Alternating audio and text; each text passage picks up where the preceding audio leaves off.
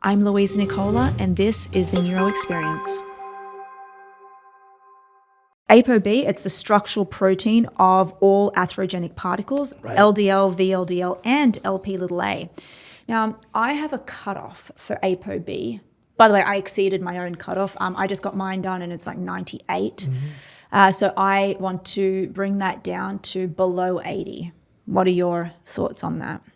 Yeah, so, it's a really interesting topic, and I talk about this almost every single day. Yeah. I'm a big believer of making it simple for patients, right? And so I really get them to focus on ApoB as the key biomarker for them to track for themselves.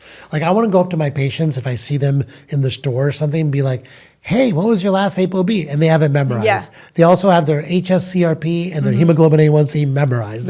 They know what those numbers are because they're so critical to your biology, right? And they're so critical to your overall health. So here's how I think about ApoB, and I explain it to my patients. I say ApoB is definitely causal to cardiovascular disease.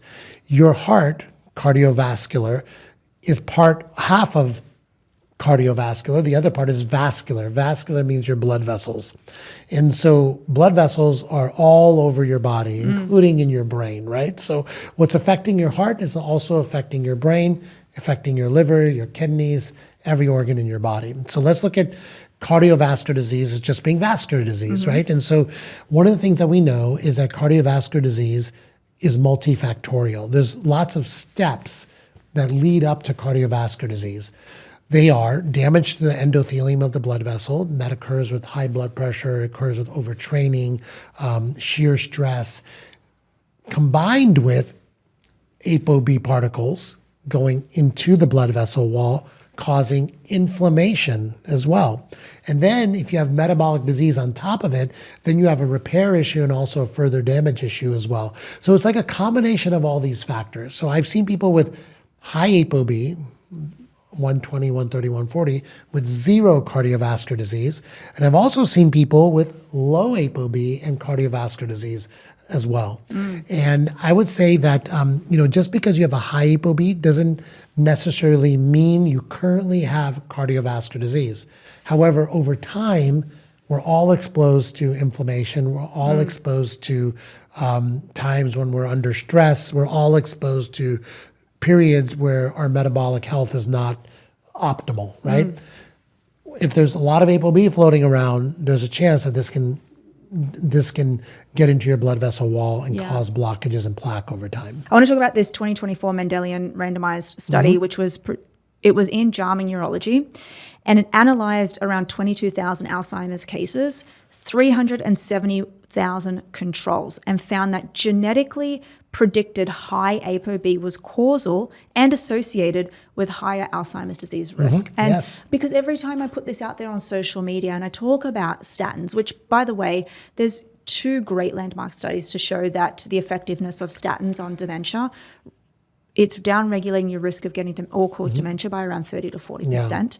I get a lot of heat, and I'm like, but if I thought anything else, right? Because people believe, but we need to have, the brain needs cholesterol. And I remind people that dietary cholesterol cannot cross the blood-brain barrier. So it's not like you're going to eat an egg or an avocado and that's going to go into your brain, right?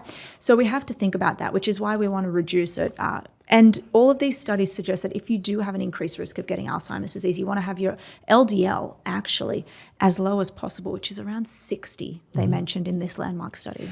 Yeah, I think there's also another study about Zetia, which is ezetimibe, which decreases absorption of cholesterol as preventative for Alzheimer's disease as well. So we have a lot of strong indicators showing that maintaining a level of ApoB or LDL that is below 100 LDL, or ApoB is 80, could be protective against cardiovascular disease and Alzheimer's disease. What I will say is that there's potentially also pleiotropic effects of statins. And so a lot of people just think about statins, lower cholesterol. Well, statins are also anti-inflammatory, and inflammation is a big part of Alzheimer's disease and cardiovascular disease. Statins have other effects that we can see from a mechanistic viewpoint as well that have not been studied yet. So I'm not an anti-statin person. I do think that a lot of times the frequency to which statins are prescribed is not responsible. I think people are just, trying to get through a clinic day. They have 50 patients. LDL is this number. Here's a statin, which is exactly what the pharmaceutical companies want, right? They want to take the thought process out of it. They just want to put people on these medications for a long time. And I think we have to be a little bit more thoughtful about really justifying the use of statins on people. Of course. Right? And so I do think that also, there's many other things that you can do to lower your ApoB and your LDL that are not pharmaceutical as well. And so I think, making sure you're staying away from ultra-processed food, exercising, fiber, getting good sleep, fiber. All these things are so important. Fiber is incredibly powerful for lowering LDL. Zetia is incredibly powerful, and that just decreases absorption in your gut. So I think there's other medications that we can use, but I also don't discount statins. I think that they can be very useful for certain patients. Do you want to hear an interesting story? Sure, yeah. And this comes down to assays and where you get your blood work taken. And, anyone can take your blood, anyone, but it's about who is interpreting it and which company is. I had my blood taken from this new thing where you literally, it's a pinprick and they actually take a vial of blood right then and there, right? Yep. And they send it off and they did that and I got my results back. And my lipid panel was so crazy. I've never seen anything like it. LDL came back as 180. Oh, wow. And I thought, this is not right. That can't be right. I check my lipids. I do my blood work like every 3 to 4 months. This can't be right. The LDL came back at like 150. And I thought, what on earth? Homocysteine came back as 14. I thought, this is absolutely insane. So I went and redid my blood work 1 week later and it came back completely different. ApoB was 90. LDL was, around 90 as well. Homocysteine was 8.